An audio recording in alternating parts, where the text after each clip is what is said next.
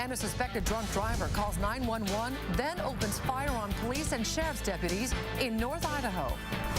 Well, that man involved in a wild exchange of gunfire with police and sheriff's deputies last month was armed with a pair of high-powered assault rifles. 24-year-old Marcus Ryel was shot by police in that shootout. And today, investigators gave us a look at just how dangerous the incident along Interstate 90 really was. KXLY4 Chef Humphrey was in Sandpoint today, where the Bonner County Sheriff detailed the shooting and what lies ahead for the gunman.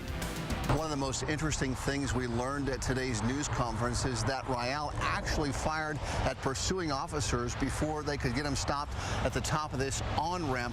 Yet even though he had shot at police, those same officers initially withheld their fire and tried to get Ryel to surrender. The standoff ended in a barrage of gunfire that echoed through the Post Falls night. We now know a Coeur d'Alene police officer was trying to pull over Ryel on Sherman Avenue because he suspected Ryel was drunk driving.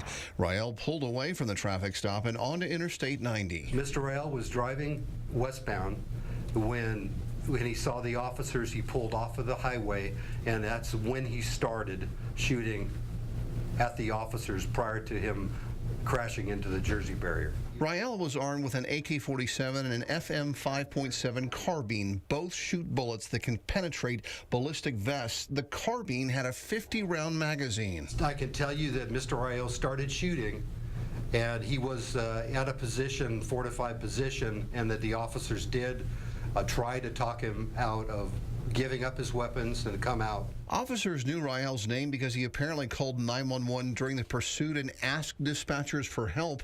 When he started shooting at police and deputies a second time, they returned fire.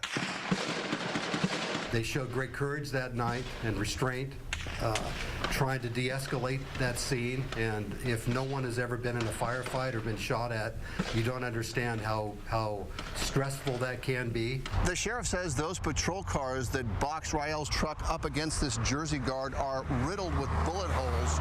If those gunshots can be traced back to Ryel's weapons, then each of them represents a potential felony charge against Ryel in the future.